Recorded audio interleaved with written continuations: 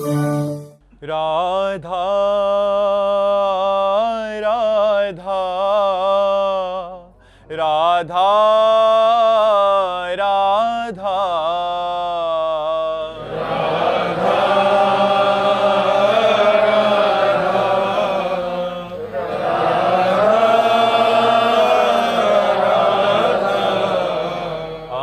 राधा राधा राधा राधा राधा राधा राधा राधा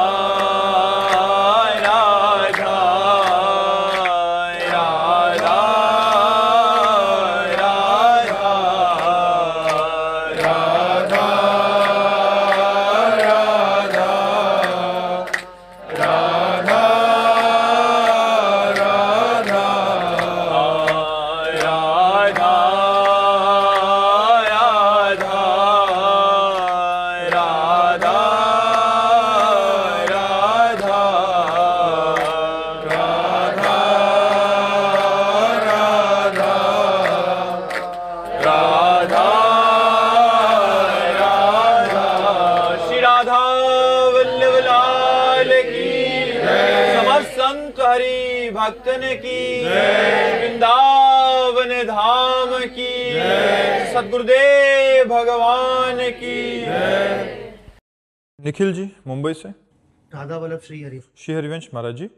महाराज जी, एक नाम का फल पूरा त्रिभुवन से भी बड़ा है, तो फिर निरंतर नाम जप क्यों कहा जाता है? क्योंकि एक नाम जिसको कहा गया, तो एक बार जिन नाम ली हित सो होए अति दीन, शर्त है। हित माने प्रेम और दैन्यता। प्रेम और दैन्यता से आर्त भाव से एक बार पुकारे तो एक नाम त्रैलोक ही तारे, जो न ले सो जन्म हारे। पर उस एक बार नाम के लिए हम बार बार प्रयास करते हैं कि हमारा अहंकार नष्ट हो, हमारी मलिनता नष्ट हो, हमारा राग नष्ट हो और हमारे अंदर प्रेम आवे, दैन्यता आवे। एक बार प्रेम और दैन्य युक्त होकर पुकार दे, उसी समय भगवान प्रकट हो जाएंगे। एक बार जिन नाम ली हित, हित माने प्रेम, हित सो होए अति दीन। अति दीन तो ना हमारे पास दैन्यता है और ना हमारे पास प्रेम है। तो उसी के लिए हमें बार बार जप करना पड़ता है कि नाम से प्रेम भी आएगा और अहंकार का नाश भी होगा और दैन्यता भी आएगी। तो प्रेम और दैन्यता से युक्त होकर एक बार नाम लेने से काम हो जाएगा। पर उस स्थिति को प्राप्त करने के लिए हम जीवन भर प्रयास करते हैं, निरंतर नाम जप करते हैं कि कभी हम प्रेम से अति दैन्य होकर एक बार हमारा नाम निकल जाए, जिससे काम बन जाए। समझ रहे हो ना? अंकिता जी लखनऊ से। श्री हरिवंश महाराज जी। महाराज जी, जब सब कुछ स्वप्न ही है तो ये हर समय सत्य प्रतीत क्यों होता है? इसका क्या अर्थ है? मोह निशा सब सोवन निहारा, देखें सपन। स्वप्न में कभी देखा है क्या कि आप झूठ देख रही हैं? स्वप्न में किसी को प्रतीत होता है क्या कि मैं झूठ स्वप्न देख रहा हूं? उस समय तो सत्य ही प्रतीत होता है। जगने पर हमको प्रतीत होता है कि वो असत्य है, वो झूठा है। ऐसे ही जब हम ज्ञान में जगते हैं, अभी मोह निद्रा है, मोह निद्रा में हम ये संकल्प विकल्प नानात्व देख रहे हैं। जो हमें ज्ञान होगा तो एको ब्रह्म द्वितीयो नास्ति। जैसे जगने पर पता चलता है सिर्फ ये मन का विलास था न कोई वस्तु सत्य थी, न कोई घटना सत्य थी, न कोई व्यक्ति सत्य था स्वप्न का, न कोई व्यवहार सत्य था। स्वप्न में हम राजा बने तो जगने पर हम कोई राजा थोड़ी बन जाएंगे। तो ऐसे ही मरने के बाद आपके पास क्या जाएगा? तो है ना स्वप्न। उमा कहूं मैं अनुभव अपना, सत हरि भजन जगत सब सपना। भजन करो तो मोह का नाश हो जाएगा। जागते हुए भी आपको एक परब्रह्म परमात्मा की अनुभूति होगी, वही सत्य है। और सब यहाँ का पद प्रतिष्ठा, रुपया पैसा, रिश्ता नाता, शरीर तक है, शरीर छूटा, सब खत्म हो गया। फिर अगली योनि में, जैसे इस योनि में आप स्त्री शरीर में आई, पीछे आप क्या थी? आप पति थी कि पत्नी थी, पिता थी कि पुत्र थी, आपका क्या परिवार था, आपका क्या ग्रेजुएशन था, आप किस पद में थे? कुछ है? कुछ नहीं है। ऐसे ये भी कुछ नहीं रहेगा। पति पुत्र परिवार शरीर छूटा, खत्म खेल। तो स्वप्न ही तो है। ये कब पता चलेगा? जब ज्ञान होगा। अज्ञान में तो सब रत है। जब आप स्वप्न में डूबते होते हैं तो सही में डूबते होते हैं, एकदम हाहाकार मच जाता है। लेकिन जब जगते तब हंसी आती कि यार एक बूंद पानी नहीं, और ये सब क्या ड्रामा था। तो ऐसे ही ये माया का ड्रामा है, माया का नाटक है। मैं और मोर तोर तय माया, जे बस किन्हें जीव निकाया। तो जिन सच्चिदानंद भगवान की माया से मोहित होकर हम स्त्री पुरुष जड़ चैतन्य अच्छा बुरा सुख दुख लाभ हानि मान अपमान देख रहे हैं, उन्हीं भगवान की आराधना के द्वारा हम ये देख पाते हैं कि ये सब कुछ नहीं, केवल सच्चिदानंद भगवान है। पर ये कठिन साधना है। भोगों का त्याग करके मन से वैरागी होकर भगवान के चरणों में निरंतर भजन करना, चाहे गृहस्थ हो चाहे विरक्त हो। जब तक ऐसा भजन नहीं करेगा तब तक उसे ऐसा अनुभव नहीं होगा। खाना पीना देखना सुनना शब्द स्पर्श रूप रस गंध, इन भोगों को भोगने में ये मोह के कारण। और जब मोह नष्ट हो जाता है तो अपने स्वरूप में वो आनंदित होता है। एकमात्र भगवान श्री राम में सब जग जानी, करो प्रणाम जोर जो। मीनाक्षी जी राजस्थान से।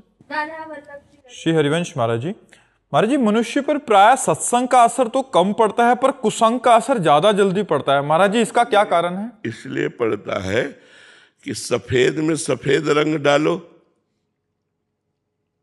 सफेद में सफेद रंग डालो तो क्या असर पड़ेगा, और सफेद में काला रंग डालो तो एक बूंद का भी असर पड़ेगा। वो काला रंग है, ये स्वच्छ निर्मल है। तो निर्मल जब हमारी बुद्धि में जाता है तो चूंकि बुद्धि उसी सच्चिदानंद परमात्मा की दी हुई है, तो चढ़ता है रंग। ऐसा कि कम चढ़ता है ऐसा नहीं है। गौर से सत्संग सुनोगे तो रंग चढ़ता है। देखो आपके ऊपर रंग चढ़ा, सर्दी का समय है, कई बजे से जग रहे हैं, कौन सी सुविधा यहाँ है, और आप बैठे हो, किसके लिए बैठे हो? सत्संग का लोभ, साधु संग का लोभ, तो ये रंग नहीं चढ़ा। अरे कंबल में ओढ़ के चाय पीते हुए अपने घर में आग के सामने बैठना, और यहाँ क्या सुविधा? कोई सुविधा नहीं। लेकिन जिनको कुसंग ने अपने बस में कर रखा है, उनके ऊपर सत्संग का रंग बहुत देर में चढ़ेगा। उनको जब बहुकाल करी सत्संगा, तबे होए सब संशय भंगा। जब बहुत काल तक सत्संग किया जाए तब उनके ऊपर रंग चढ़ेगा। और जिनका हृदय थोड़ा पवित्र है तो जल्दी रंग चढ़ जाता है। तो ऐसा नहीं कि सत्संग का रंग बहुत लेट चढ़ता है, कुसंग का जल्दी चढ़ जाता है, ऐसा नहीं है। जैसे सत्संगी पुरुषों के ऊपर कुसंग का रंग चढ़ के दिखावे, जो रहे उत्तम प्रकृति का कर सकत कुसंग, चंदन विष व्यापत नहीं लपटे रहत भुजंग। अगर साधु है या सत्संगी है तो कुसंगी पीछे घूमता रहे, क्या फर्क पड़ता है? जैसे एक अच्छे आचरण वाला ऑफिस में काम करता है और 10 लोग बुरे आचरण वाले हैं, वो शराब पीते हैं, मांस खाते हैं, गंदी बातें करते हैं, गंदा मनोरंजन करते हैं, लेकिन वो अपने आप को बचाए रखता है। वो 10 के बीच में अपने आप को अकेला बचाए रखता है। उसको ना तो शराब प्रभावित कर पाती, ना व्यभिचार, ना गंदा मनोरंजन, ना गंदा कुसंग, और सबके साथ रहता है। तो ऐसा नहीं कि कुसंग का प्रभाव बड़ा जोरदार है, नहीं, सत्संग का प्रभाव जिस दिन पड़ेगा मिट्टिया मेट कर देगा कुसंग को और आपको उज्जवल बना देगा। उसकी सत्ता नहीं है, वो असत्संग है, उसकी सत्ता नहीं है और इसकी सत्ता है। हाँ, ये जरूर है कि बहुत जन्मों का अभ्यासी कुसंग का मन है तो उसे थोड़ा समय लगता है सत्संग में, बहुत जन्मों का अभ्यास। तो वो अब जिस समय हमारा मन सत्संग में लग गया फिर कुसंग से पराजित नहीं होगा, और जब तक सत्संग में नहीं लगा तब तक कुसंग ही है। अंशुमान आचार्य जी। राधा वल्लभ श्री हरिवंश। राधे राधे महाराज जी। महाराज जी, मैं भक्ति मार्ग पर चलने का प्रयास करता हूं, पर जब परिवार या मित्र गलत आदतों, गलत भाषा या नाम जप का मजाक करते हैं तब मेरे मन में क्रोध आ जाता है और क्रोध नहीं आना चाहिए और जिद्द बननी चाहिए कि हम करके दिखाएंगे तुमको। हमको क्रोध क्यों आए? हमको क्रोध नहीं आना चाहिए। कोई हमारा उपहास करे तो हमें क्रोध नहीं आना चाहिए। हमें अपने मार्ग पर दृढ़ रहना चाहिए और पुष्ट होना चाहिए और बढ़िया गहरा तिलक लगाना चाहिए। हमको मजाक से क्या मतलब? अब यही तो हमारे मार्ग का महामहिमामय स्वरूप है कि हम उसको सहन करते हैं, हम मुस्कुरा के चल देते। वो गाली दे रहा है, हम मुस्कुरा के चलते हैं। वो हमारा उपहास कर रहा है, हम मुस्कुरा। बड़ा कौन? जो क्षमा करे। जो क्रोध करे वो थोड़ी क्षमावान बड़ा होता है। तो तुम धैर्यवान बनो, क्षमावान बनो, अपनी भक्ति को आगे बढ़ाओ। किसी के प्रशंसा से हमारी भक्ति बढ़े वो भक्ति थोड़ी होती है। सामने वाले निंदा करे और हमारी भक्ति बढ़े तब असली भक्ति होती है। समझ पा रहे हो? तो खूब नाम जप करो, शास्त्र स्वाध्याय करो, सत्संग करो, जिससे बुद्धि अध्यात्म को समझे और समझ करके चले। मनोज जी जोधपुर से। राधे राधे। राधे राधे महाराज जी। महाराज जी, साधक को विशेष ध्यान किस पर देना चाहिए? असाधन को हटाने पर या नाम जप? साधन को करने पर। असाधन तो साधन की वृद्धि पर अपने आप छूट जाएगा। हमें अगला कदम बढ़ाने को ध्यान देना चाहिए या पिछला उठाने का? किसका प्रश्न है? अगला कदम बढ़ाने का हमें ध्यान देना चाहिए या पिछला उठाने का? अगला कदम हमारा कहाँ पड़ रहा है? तो साधन पर ध्यान देना चाहिए। नाम जप, शास्त्र स्वाध्याय, सत्संग, साधु सेवा, भगवत सेवा, समाज सेवा, साधन पर ध्यान देना चाहिए। असाधन तो अपने आप उसकी बढ़ोतरी पर छूटता चला जाएगा। असाधन में अरुचि होती चली जाएगी और जिसमें अरुचि नहीं है उसे जानबूझ के छोड़ा जाता है, क्योंकि असाधन रहेगा तो साधन का अनुभव नहीं हो पाएगा। साधन होते हुए भी भगवदानंद का अनुभव नहीं हो पाएगा। इसलिए असाधन का, कुमार्गगामी वृत्तियों का हमें विरोध करना होता है।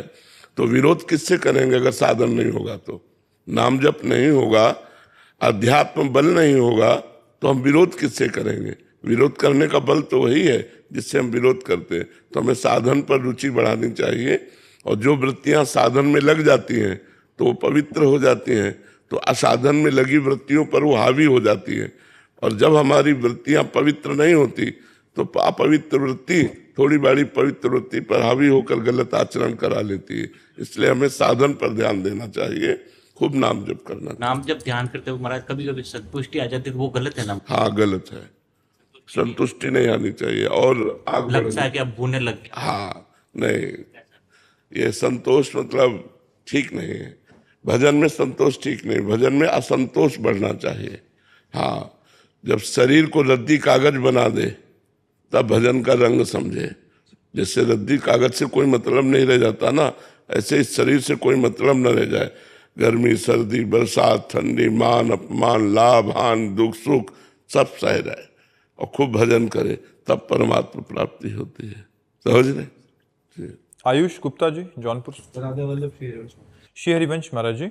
महाराज जी, शास्त्र कहते हैं कि जीव नित्य दास है, परंतु अनुभव में ये भाव स्थिर क्यों नहीं हो पाता? क्या ये अहंकार की सूक्ष्म अवस्था है या साधना की? अहंकार, देहाभिमान के कारण ये बात अनुभव में नहीं आती। देहाभिमान जब तक साधु संग नहीं होगा, जैसे कहते हैं ना ऊंट पहाड़ के नीचे आता है तो उसे पता चलता है कि हमारी ऊंचाई कुछ नहीं है। ऐसे ही जब हम संत महापुरुषों के चरित्र पढ़ते हैं, संत महापुरुषों का संग करते हैं, तो हमारा अहंकार नष्ट हो जाता है। संतों की चरण रज से हमारा अहंकार नष्ट। रहु गणित तत्तपसा न याति, न चेज्या न निरपणात् गृहाद्वा, न छंदसा नैव जलाग्नि सूर्यो, बिना महत्पाद रजोभिषेकम। रहुगण ये जो ब्रह्मबोध है या भगवत भक्ति का प्रेम है, ये तपस्या से नहीं होता, ये गृहस्थ धर्म के पालन से नहीं होता, ये सूर्य अग्नि चंद्र की उपासना से नहीं होता, ये महापुरुषों की उपासना से होता है। जब भगवत प्रेमी महापुरुषों संतों की आराधना की जाती है तो हमारा अहंकार नष्ट हो जाता है। अहंकार क्षीण होते ही हमारा जो नित्य स्वरूप है वो प्रकाशित हो जाता है। अब वो नित्य स्वरूप क्या है? वो अनुभवगम्य है, वो कोई चिदानंद वाणी तो है नहीं कि चिदानंद का वर्णन कर सके। प्राकृतिक वाणी है तो प्राकृतिक बात ही बता सकती है, चिदानंद का तो केवल इशारा मात्र कर सकती है। वो चिदानंद स्वरूप है, वो आत्मानंद स्वरूप है, जो मेरा ही स्वरूप है, मैं ही हूं। पर भूल करके मैंने अपने को देह मान लिया, मन और इंद्रियों के विलास में फंस गए। महाराज जी, आपका एक और प्रश्न था कि क्या वैराग्य के बिना प्रेम संभव है या प्रेम नहीं, से ही नहीं, स्वतः बिल्कुल वैराग्य? संभव नहीं, बिल्कुल संभव नहीं। वैराग्य रूपी सिंहासन पर ही प्रेम प्रकट होता है। बिना वैराग्य के प्रेम नहीं। नाटक होगा, दम्भ होगा, पाखंड होगा। जितना जोर का वैराग्य होता है उतने जोर का प्रेम प्रकट होता है। बिना वैरागी के प्रेम, आज तक किसी को देखा है क्या विषयी पुरुष को भगवत प्रेमी वैरागी? वो चाहे चक्रवर्ती सम्राट अम्बरीश जी ही क्यों न हो, आप देखिए उनके जीवन का वैराग्य। रात दिन ठाकुर जी का पोछा लगाना, सोहनी करना, आठों पैर स्वयं सेवा करना, चक्रवर्ती सम्राट होते हुए, और समस्त भोग विलासों से विरत होकर भगवान के भजन, तभी सुदर्शन चक्र उनकी रक्षा में रहता था। तो भजन जो वैराग्य युक्त होता है वही प्रेम प्रकट कर पाता है, और जो विषय युक्त होता है वो विषयों को ही बढ़ोतरी करता है, भगवदानंद की बढ़ोतरी नहीं कर पाता। वैरागी का मतलब तो हम सीधा समझते हैं कि बाबा जी यहाँ घर त्याग दिया, कपड़े त्याग नहीं, ये तो बाहरी बात है। आंतरिक बात है गलत विषयों का त्याग। जैसे आप गृहस्थ हो, आपको काम वेदना सता रही है तो आपकी पत्नी है, आप दूसरी माई बहन की तरफ गंदी दृष्टि से देखेंगे तो आपका भजन क्षीण हो जाएगा, आपकी भक्ति नहीं बढ़ेगी। आप गृहस्थ हैं, धर्म से धन कमाइए, परिवार का पोषण धर्म से कीजिए, धर्म से चलिए और भजन कीजिए, तो वही वैराग्य युक्त भक्ति हो जाएगी। अब भोगों का त्याग विरक्त के लिए पूर्ण है, गृहस्थ के लिए धर्मयुक्त है। धर्मयुक्त विषयों को भोग करते हुए अतिथि सेवा, भगवत सेवा, समाज सेवा, नाम जप करते हुए वो भगवत प्राप्ति की तरफ चलता है। और विरक्त को पूर्ण भोगों का त्याग करके घोर वैरागी बन करके भगवत अनुराग के मार्ग में बढ़ना होता है। अमर जी, राधा वल्लभ श्री हरिवंश। श्री हरिवंश महाराज जी, महाराज जी भोगों में से सुख बुद्धि कैसे हटे महाराज जी? नाम जप से।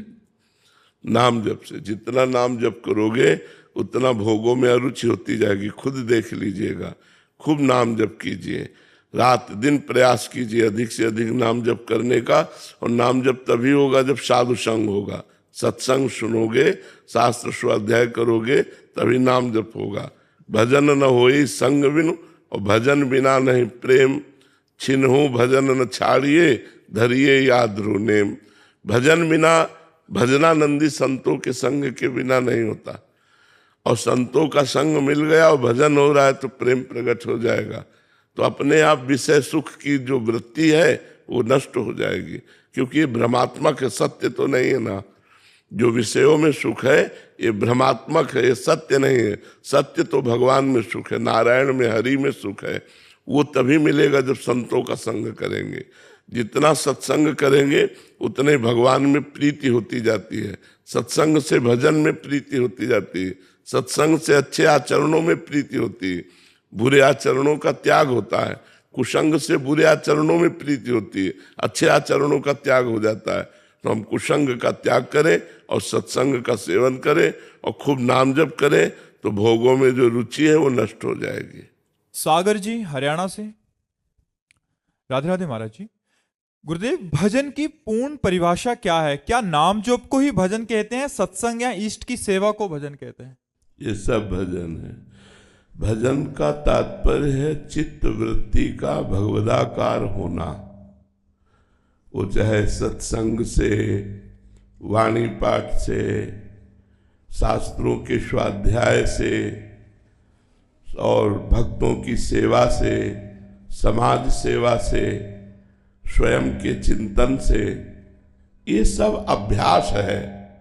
लेकिन इन सब अभ्यास का फल क्या है? सब साधन कर यह फल सुंदर, प्रभु पद पंकज प्रीति निरंतर।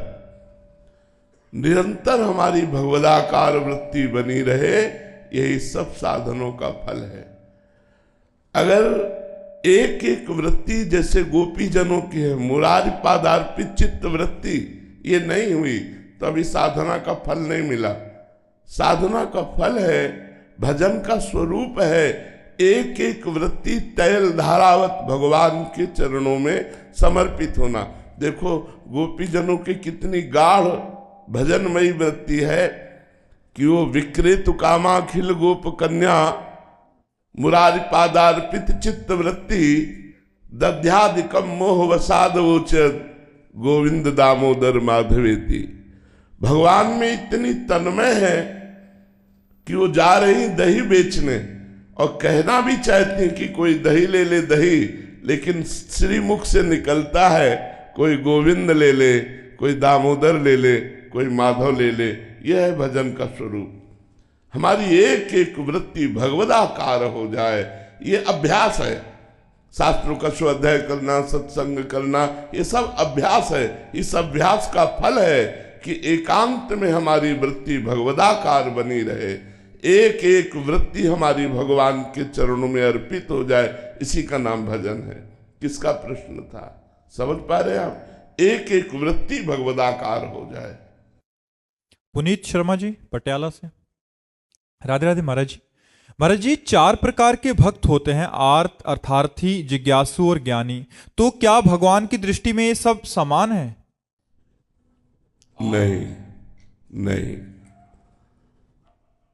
3 को भगवान ने उदार कहा और चौथी को अपनी आत्मा कहा। ज्ञानी तो मेरी आत्मा है, आत्मा से बढ़कर प्यारा कोई नहीं होता। अर्थार्थी भगवान से अर्थ लेना चाहता है, भगवान से प्यार नहीं करता। आर्त भगवान से अपनी संकट निवृत्ति चाहता है, भगवान से प्यार नहीं करता।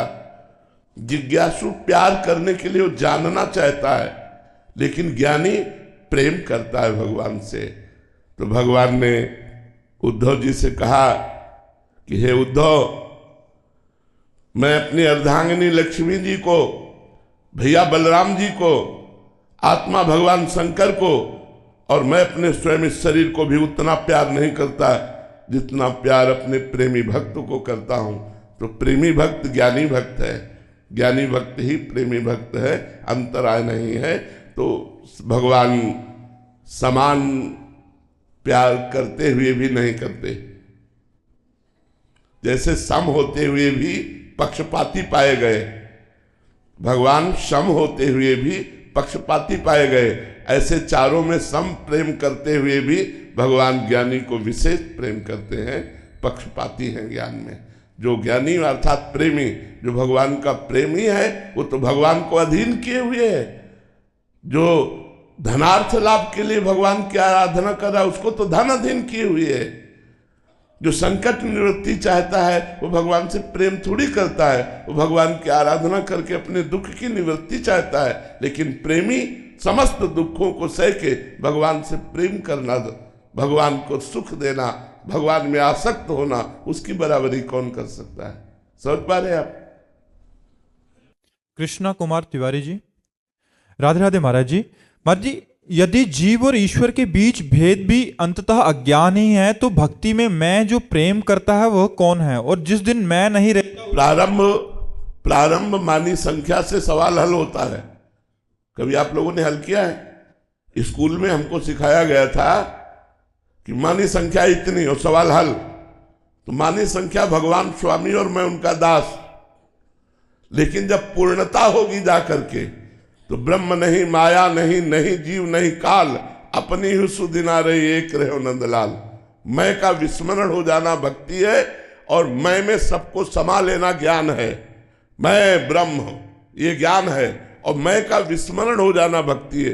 केवल श्याम सुंदर, जित देखो तित श्याममयी, इधर भी श्याम सुंदर, बाहर भी श्याम सुंदर। तो एक ही रहता है, भक्ति से भी एक रहता है और ज्ञान से भी एक रहता है। प्रेम गलियत सांकरीता में दोनों समाये।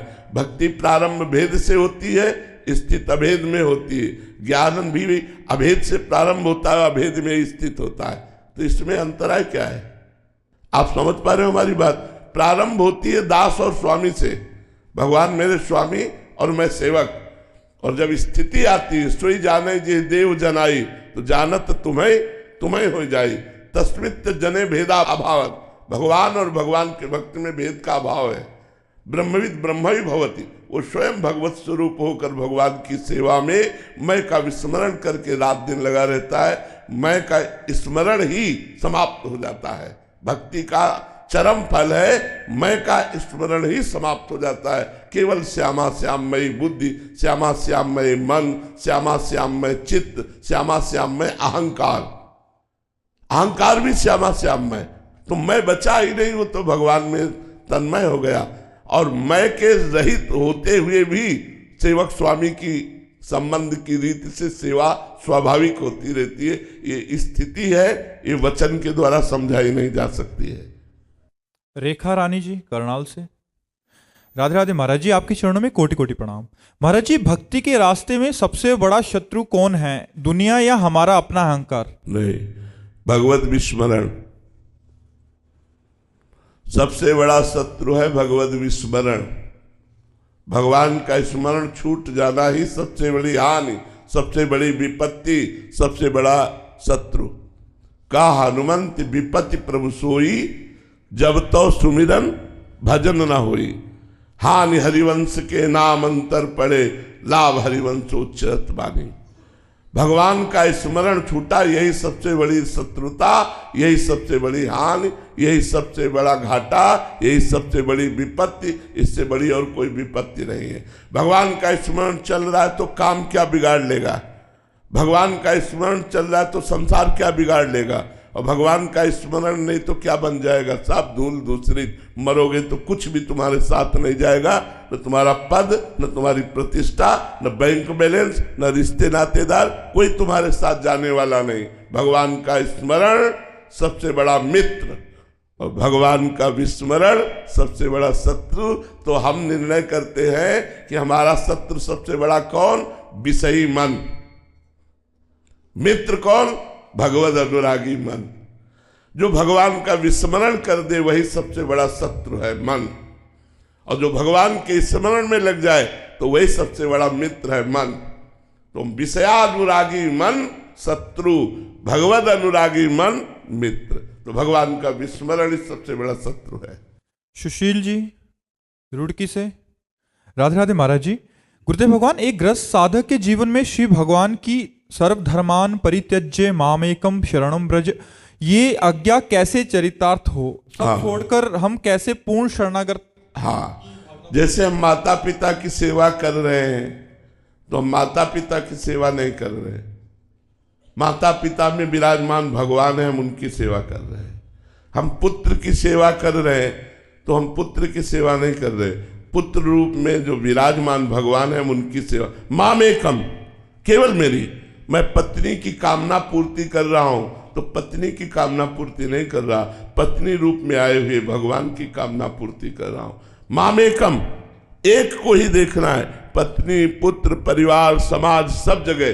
तो वो हो गया मामेकम शरणम ब्रज। अगर हम भगवान के सिवा और कुछ मान करके किसी से व्यवहार करते हैं तो वो अन्य हो गया। और जब भगवान को देख कर करते हैं तो वो अनन्य हो गया। चाहे पूरे विश्व से हमारा संबंध हो जाए लेकिन भगवत भाव बना रहे तो वो अनन्य एक से ही है। और अगर एक से भी हमारा हो गया और भगवान के भाव से रहित है तो अन्य हो गया। आप समझ पा रहे हो हमारी बात? मेरे तो गिरधर गोपाल दूसरे न कोई। हम जिसकी भी सेवा करते हैं भगवत भाव से करते हैं तो मामेकम शरणम ब्रज में ही माना जाएगा। समझ पाए? शिल्पा गुप्ता जी नई दिल्ली से, राधे राधे महाराज जी। महाराज जी, कौन सा एक कर्म ऐसा है जो मनुष्य को अपने जीते जी अवश्य कर लेना चाहिए? भगवत स्मरण का अभ्यास।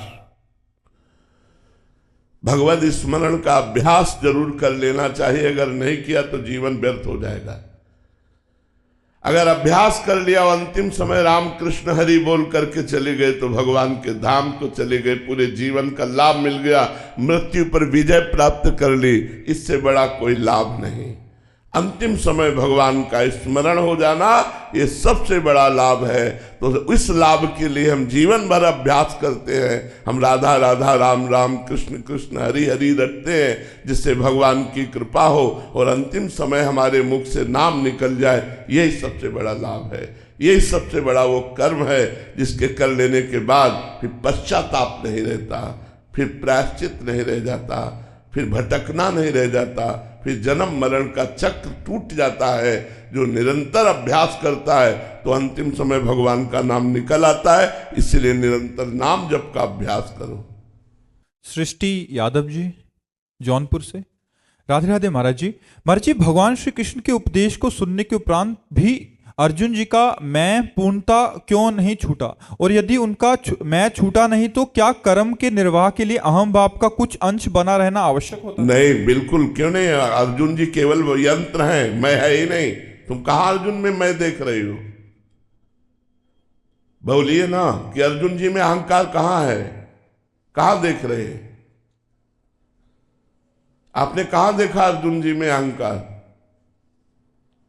बिल्कुल अहंकार नहीं हो तो भगवान के पार्षद है, भगवान के यंत्र है, यंत्री भगवान है। जैसा यंत्री घुमाता है वैसे यंत्र चलता है, उसमें अहंकार से नहीं, अर्जुन में अहंकार से नहीं, बड़े बड़े भक्तों में अहंकार से चेष्टा नहीं हो रही, वो भगवत चेष्टा हो रही। अब हम आपसे कहें कि हमारी सारी चेष्टाएं भगवत प्रेरित हो रही, आप कैसे जानोगी?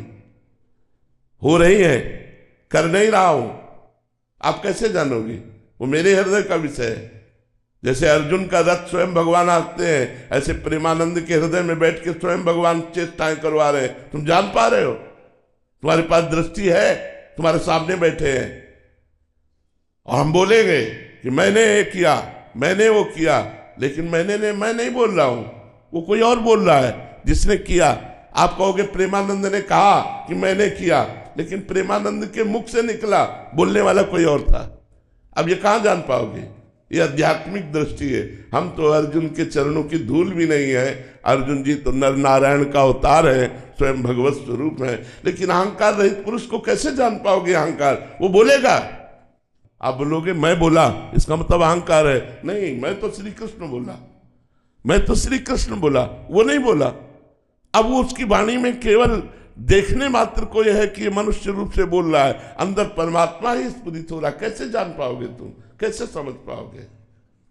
तृप्ति जी अलीगढ़ से, महाराज जी, जीवन में सफलता एवं असफलता को कैसे समझना चाहिए आध्यात्मिक दृष्टि? संतोष जितना बढ़ता जाए वो सफल हो गया, और असंतोष जितना संसार के भोगों में बढ़ता जाए वो असफल है।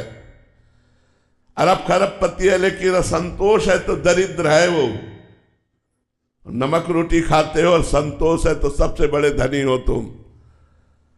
इस संसार में सफलता का नाम संतोष और असफलता का नाम असंतोष।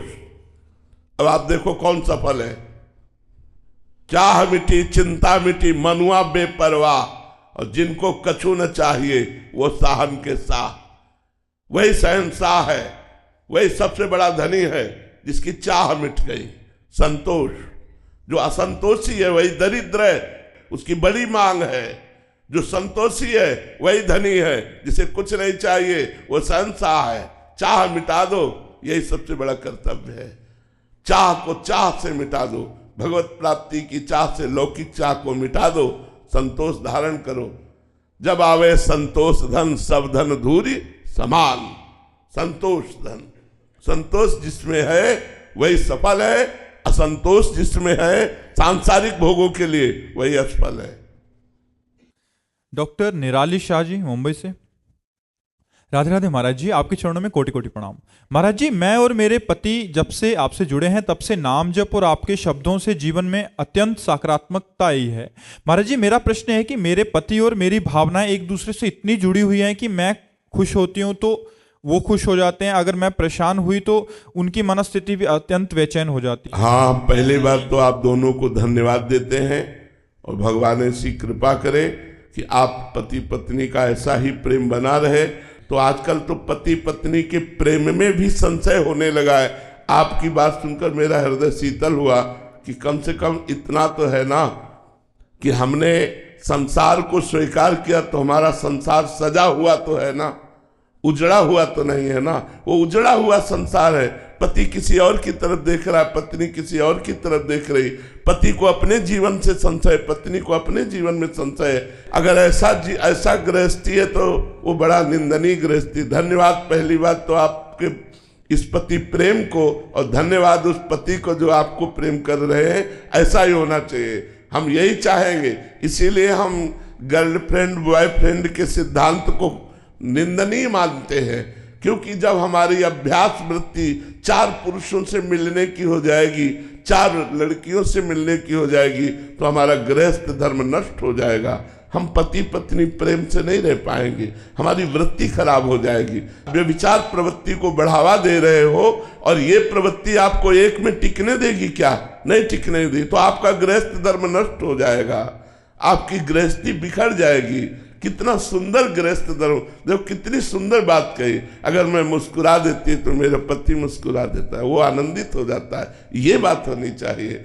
वो ड्यूटी से आ रहे हैं और आप मुस्कुराती हुई मिली, उनकी सारी थकान मिट गई आपकी मुस्कुराहट से। अब वो ड्यूटी से आ रहे हो, आप प्रपंच कर रहे हो, आप सांसारिक गलत आचरण, वो हृदय जल रहा है। वो क्या गृहस्थ जिसका परिवार उसके अंडर में नहीं, उसके प्रेम में नहीं। पहली बात तो हम धन्यवाद देते हैं, आप लोग ऐसे सुखी रहिए और खूब भजन कीजिए, और सब हमारी समाज पत्नी पति को प्रेम करे, पति पत्नी को प्रेम करे, भगवान की आराधना करे। यही तो हमारा गृहस्थ धर्म है। अब गृहस्थ धर्म बिखर रहा है। आज जो ये लिव इन रिलेशन, ये जो गर्लफ्रेंड बॉयफ्रेंड चल रहा है, ये पहले कभी नहीं था। 40 वर्ष पहले हमने नहीं देखा, अब तो उसकी लहर चल रही है। जहां जीवन भविष्य राष्ट्र के लिए, धर्म के लिए समर्पित करने के लिए हम विद्या अध्ययन कर रहे हैं, वहां व्यसन और व्यभिचार की प्रवृत्ति बढ़ती चली जा रही है। ये तो बहुत आश्चर्य की बात है, कलयुग में पति पत्नी इतना प्रेम करें। धन्यवाद है। महाराज जी, कल एक जने आए थे, उनके 19 वर्षीय बेटे ने आत्महत्या कर ली, फांसी लगा ली, तो और समझ इतनी है नहीं है, और छोटी सी भी प्रतिकूलता आने पे वो किसको बताए, और फिर हाँ, अब वो क्या होता है, दुर्गति हो गई, आत्मा से दुर्गति हो गई कोई। इसीलिए तो सत्संग की आवश्यकता है, अध्यात्म की आवश्यकता है, जो हमें जीने की कला सिखाता है। अब मर जाना कोई समस्या का समाधान है क्या? मर जाने के बाद तो और समस्या, हमारा कर्म बिगड़ गया। अब हम किस योनि में जाएंगे? प्रेत बनेंगे, सुअर बनेंगे, कुत्ता बनेंगे, क्या बनेंगे? मनुष्य बनकर तो हम अपना संभाल सकते हैं, लेकिन अन्य योनियों में हम कोई कर्मानुष्ठान थोड़ी कर सकते, धर्मानुष्ठान नहीं कर सकते, कोई भजन नहीं कर सकते। केवल नियति के द्वारा, नियत जो हमारा सुख दुख है उसी को भोगते हैं। इसलिए आत्महत्या की तो कभी नहीं सोचना चाहिए, किसी को नहीं सोचना चाहिए। अच्छा, अब जैसे सरल चित्त होते हैं नई अवस्था के बच्चे, 16, 18, 20, बिल्कुल सरल चित्त होते हैं। अब वो एक दूसरे को दिल दे दिया, मन दे दिया, अब उनको धोखा मिला, मान लो किसी को भी एक से, अब वो सह नहीं पाता, उसको दूसरा रास्ता नहीं दिखाई देता। वो अपने मन की बात किससे कहे? माता पिता से कह नहीं सकता, किसी से कह नहीं सकता। अब वो घुट घुट करके फिर मन इतना निगेटिव हो जाता है कि चलो शरीर को शांत कर देते, सुसाइड कर लेते। ये गलत बात है। अगर कोई ऐसा तुम्हारा दिल टूट गया तुम्हारे, तो सबसे बड़ा दिलवर तो अभी विराजमान है ना, भगवान। उससे चित्त जोड़िए, वो आपको उससे अच्छा मिला देगा, उससे अच्छा दोस्त मिला देगा। आपको शरीर छोड़ने की जरूरत नहीं है। भगवान ने संसार में एक से एक रचा है। अगर एक जगह धोखा पाया है तो भगवान की आराधना कीजिए, वो बहुत सुंदर मित्र मिला देगा। मरने की जरूरत नहीं है। नहीं, हमारा मनुष्य जन्म बहुत कीमती है। इसको यथार्थ में भगवान की शरण में समर्पित करके हम हर लाभ ले सकते हैं, हर लाभ ले सकते हैं। देखो, करदम जी ने भगवान की आराधना की और कहा हमें पत्नी चाहिए, तो महाराज सम्राट मनु की पुत्री देहूति जी मिली। अगर हमें मित्र भी चाहिए तो हम भगवान से मांगे कि हमें ऐसा मित्र दो। कितना सुंदर बात कही उसने कि हम मुस्कुरा देती तो मेरा पति खुश हो जाता है, पति खुश है तो मैं खुश हो गई। यही तो जीवन है यार, यही तो जीवन है गृहस्थी का। गृहस्थी में तो कम से कम इतना सौभाग्य तो हो कि पति पत्नी में, पुत्र में, पिता में, माता में ये प्रेम हो। जो 4 लोग परिवार के हैं वो प्रेम से जीना सीखें। लेकिन अध्यात्म के बिना प्रेम कहाँ, छल कपट नाना प्रकार की वासनाएं भरी हुई है, इसीलिए सब कलह अशांति बनी रहती है। इसलिए सत्संग की आवश्यकता है। अध्यात्म बहुत जीवन सुरक्षित कर देता है, इसलिए अध्यात्मवान बनो, सत्संगी बनो, गलत आचरणों का त्याग करो। भगवान सबकी बुद्धि स्वस्थ रखे, शरीर स्वस्थ रखे और खूब नाम जप करो, इसी से जीवन की सार्थकता है।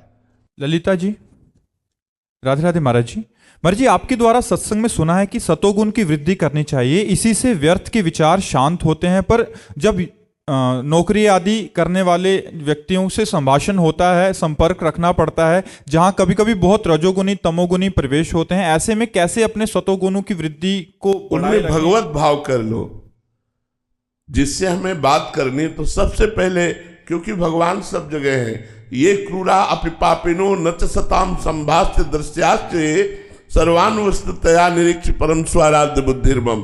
जो क्रूर है, पापी है, दुष्ट है, नीच है, उनमें में भी भगवान विराजमान है। तो हम पहले भगवत भाव करें कि इस व्यक्ति से, वो भले शराबी है लेकिन हम बात कर रहे हैं भगवत भाव से, तो हमारा सतोगुण नष्ट नहीं होगा। रजोगुणी तमोगुणी पुरुषों से संभाषण करने पर भी, उनके संग रहने पर भी हमारा सतोगुण नष्ट नहीं होगा यदि हम भगवत भाव किए। देखो, हमको सबसे शिक्षा लेनी है, सबसे प्रेम करना है, सबको सुख देना है, क्योंकि समाज के रूप में हमारे भगवान ही है। हमें विरोध किसी का नहीं करना। मान लो आर्मी के जवान है, अब एक बगल में इधर दोनों वो मांस पाने वाले हैं और बीच में वो बैठा है, उसे रोटी दाल केवल पानी है, तो उसका धर्म नहीं बिगड़ेगा, उसकी निष्ठा नहीं बिगड़ेगी, उसका सतोगुण नष्ट नहीं होगा यदि सब में भगवत भावना कर ले। भगवान की लीला चल रही, सब में भगवत भाव कर। हमको तो एक शराबी ने शिक्षा दी थी जो जीवन भर याद रखा। ब्रह्मावर्त बिठूर, वहां गंगा किनारे जब हम भ्रमण कर रहे थे तो शाम टाइम एक शराबी, भगवान सब रूपों में है, तो वे इधर आ। और उस समय हमारी 20-22 वर्ष की अवस्था होगी, तो आपका बोलिए, बोले इधर आ। तो हम और नजदीक गए, बोले चल हमारे साथ।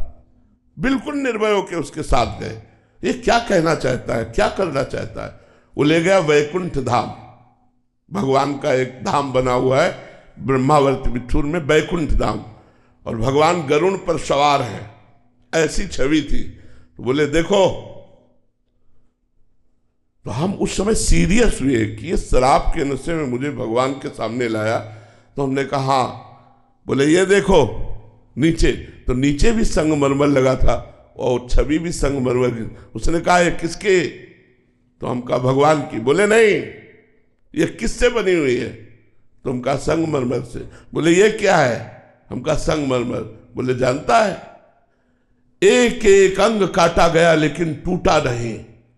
तो ये भगवान बन के पूज रहा है और ये टूट गया तो देखो पैरों के नीचे पड़ा है। अगर बाबा जी बना तो टूटना नहीं जीवन में। हमने वैसे ही प्रणाम किया जैसे किसी संत को प्रणाम किया जाता है, और कहा जीवन भर ये बात आपकी याद रखूंगा, जीवन भर। और हमने कई बार सत्संग में चर्चा भी की है।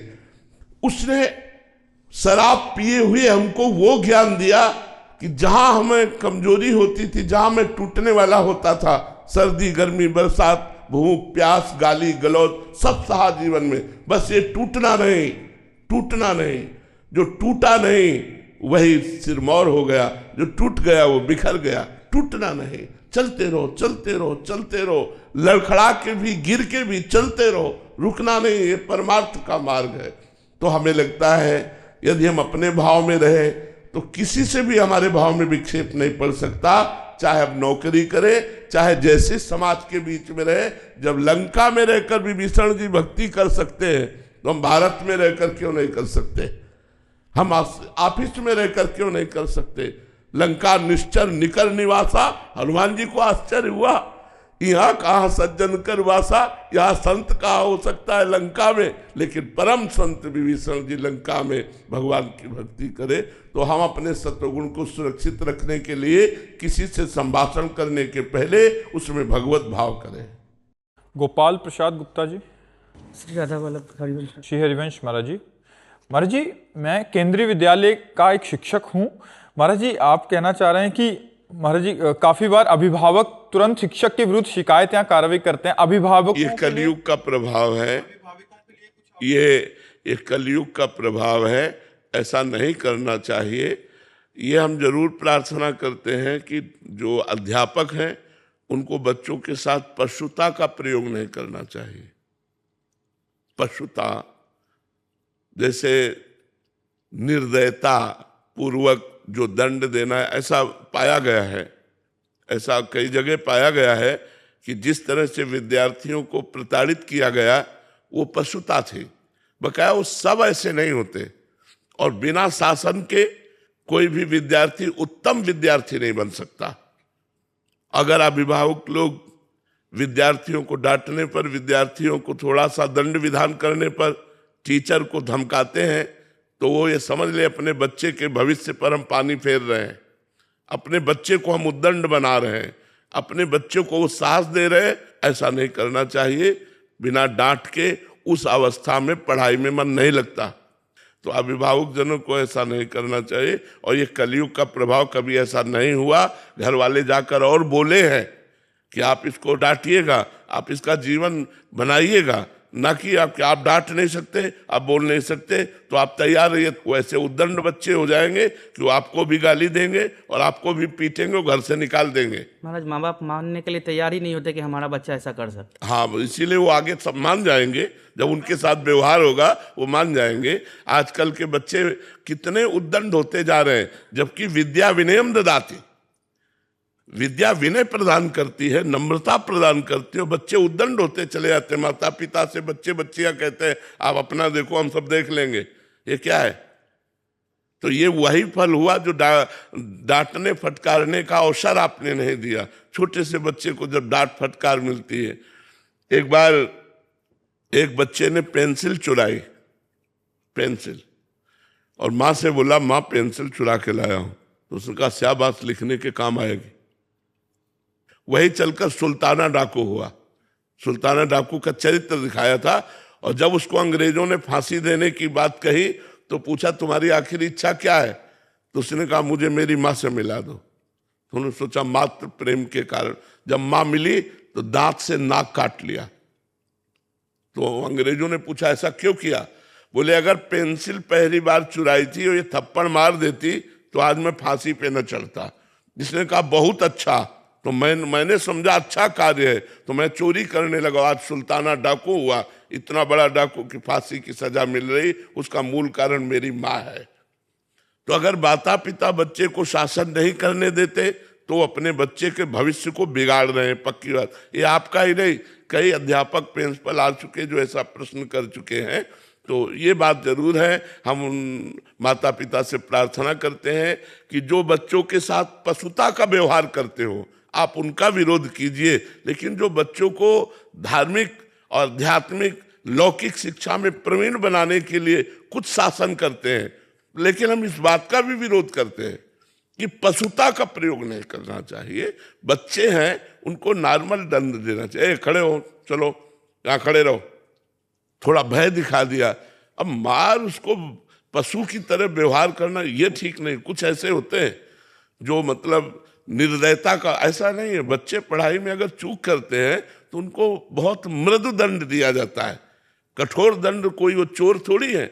अच्छा वो सयाने नहीं है, 10 वर्ष 12 वर्ष 15 वर्ष 16 वर्ष 18 वर्ष, ये सब कोमल अवस्थाएं हैं। तो ऐसे बच्चों को खड़ा कर दिया, सबके सामने थोड़ा सा डांट दिया, ये ऐसे चलेगा। अब अगर इसका भी विरोध होगा तो फिर वो उद्दंड तो हो ही जाएंगे। बहुत उद्दंड हो जाते हैं, बहुत बच्चे उद्दंड हो जाते हैं। और आज का जो बच्चा उद्दंड है उसका कारण यही, न माता पिता का शासन, न शास्त्र का शासन, न संतों का शासन, न टीचर का शासन। तो फिर क्या, मनमानी आचरणों में उतर जाते हैं, ड्रग्स लेने लगते हैं, हुक्का पीने लगते हैं, गंदे आचरण करने लगते हैं। अंजलि वर्मा जी। राधे राधे महाराज जी। गुरुदेव भगवान कृपा करके महाराज जी बताइए कि किसी साध्वी और ब्रह्मचारिणी का जीवन किस प्रकार होना चाहिए, उनकी क्या दिनचर्या होनी चाहिए, उन्हें किन किन बातों का ख्याल रखना चाहिए जिससे वो गलती करने से बच सके। सबसे पहली बात है कि उसको भगवान का निरंतर स्मरण करना चाहिए। अब साधारण जो दिनचर्या है, 2 बजे रात्रि के उठ जाना चाहिए, 9 या 10 बजे के बीच में सो जाना चाहिए। अगर 10 बजे सो गए तो 11, 12, 1, 2, 4 घंटा हुए। अगर 9 बजे सो गए तो 5 घंटा हुए। दिन में 1 घंटा विश्राम करना चाहिए। निरंतर मंत्रों का अनुष्ठान करना चाहिए। अल्पाहार करना चाहिए। भोजन पवित्र और थोड़ा पाना चाहिए। और पुरुष संग या उस स्त्री संग से हमें बचना चाहिए जो हमारे अंदर काम भावना की वृद्धि करे। जिसके संग से हमारे अंदर काम भावना जागृत हो, हमको बचना चाहिए। हमें पवित्र जीवन निर्वाह करना चाहिए और निरंतर भजन परायण रहना चाहिए, तभी हम निकल सकते हैं। अगर कुसंग रहा तो फिर नहीं निकल पाएंगे। कुसंग में फिर वो एक नाटक मात्र रहेगा ब्रह्मचारिणी का। ब्रह्मचारिणी तभी रह सकती है जब ऐसे पुरुष और स्त्री के संसर्ग का त्याग कर दे जिससे काम की वृद्धि होती है, और अल्पाहार करे और कम सोए, कम बोले, कम देखे, कम प्रपंच से संबंध रखे और निरंतर भगवान का भजन करे, तो वो सतर लोकांतार्यति, वो स्वयं तर जाती है, स्वयं तर जाती है, लोगों को भी तार देती है। तो अपने कुल का भी पावन करने का सौभाग्य मिलेगा। पर ऐसा चले तब है, बहुत कठिन है, बहुत कठिन है। इसलिए हम कहते हैं कि पूरा जीवन हो गया हमको 13 वर्ष की अवस्था से बाबा जी बने, तो हम जानते हैं कि ये मार्ग कितना कठिन है। जब एकांत में हो और कोई अपना नहीं है और मन जब परेशान करता है, उस समय की स्थिति कोई नहीं, कोई मनोरंजन नहीं, किसी से कोई मित्रता नहीं, कोई शत्रुता नहीं, कोई मनोरंजन नहीं, बहुत कठिन जीवन है। वैराग्य अगर असलियत में देखो तो कदम कदम पे कठिन जीवन है वैराग्य का जीवन। और बैलेंस बना के चलो तो फिर क्या है, फिर तो कोई बात नहीं कि कुछ भोग भी भोग लिए और तो वो बात अलग है। लेकिन अगर असलियत में वैराग्य में चलो तो बड़ा कठिन जीवन है। तभी उसको सारा जगत नमस्कार करता है। भाई जगत नमस्कार क्यों करता है? इसीलिए तो करता है कि कठिन जीवन से, कठिन तपस्या से पार होकर वो जगत मंगल करते हैं, इसलिए जगत तुमको नमस्कार करता है।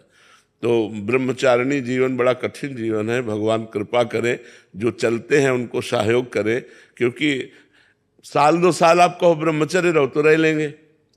आजीवन आजीवन ब्रह्मचर्य रहना कोई खेल तमाशा समझते हो? अब जैसे आपको भूख लगी, आपने भोजन पा लिया, तो आपने भूख का कष्ट कहाँ झेला?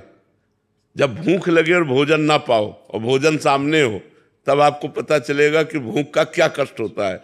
ऐसे अपने लोगों को पूरा जीवन इस बात का, लेकिन उन सब चाहतों को काट कर केवल भगवान के लिए चलना असलियत में।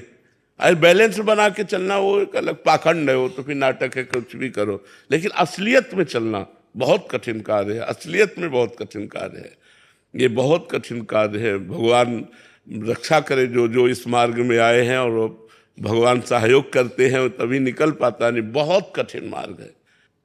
पूर्व जन्मों के संस्कारों से प्रेरित होकर वो भोग के लिए आकर्षण, अब उस जलन को सहना, तभी तो महात्मा कहा जाता है। इस सबको आत्मा कहा जाता है, लेकिन उसको महात्मा कहा जाता है, महान आत्मा, क्योंकि उसने हर कष्ट को सहा, हर सुख को छोड़ा। अब माता जी गरम गरम रोटी बना के दे रहे हैं वो जीवन, या पत्नी गरम गरम रोटी बना के दे रही वो जीवन, और यहाँ दरवाजे में मांगने गए, गाली मिली, भगा दिया, वो जीवन। बड़ा अंतरा है ना। तो बहुत ये वैराग्य का जीवन बड़ा कठिन जीवन है, यदि ईमानदारी से चले तो। महाराज जी कोई प्रश्न कर सकता है कि इतना कष्ट क्यों झेल रहे हो आप? समस्त जगत का कल्याण करने के लिए, स्वयं का कल्याण और समस्त जगत का कल्याण। मम भक्ति युक्तो भुवनम पुनात्, मेरी भक्ति से युक्त होकर जगत को पावन कर देता है। देखो, हम राष्ट्र के सैनिक कष्ट झेल कर ही तो हमारी रक्षा कर रहे हैं। बॉर्डर में खड़े कष्ट झेल कर ही तो रक्षा कर रहे हैं। वो गोली खा सकते हैं किसी मिनट भी, हर समय उनको भय कहीं से, लेकिन वो खड़े हैं ना। तो जो जितना त्याग करता है, जितना कष्ट सहता है, वो उतने जगत कल्याण करता है। महाराज जी जो भजन साधक या जो संतजन करते हैं उसका फल संसार को भी, हाँ, वो संसार को ही मिलता है। जो नमस्कार करते हैं, जो हमें भोजन देते हैं, जो हमें कपड़ा देते हैं, ये सब फ्री थोड़ी है। हमारा भजन उनके पास जाता है।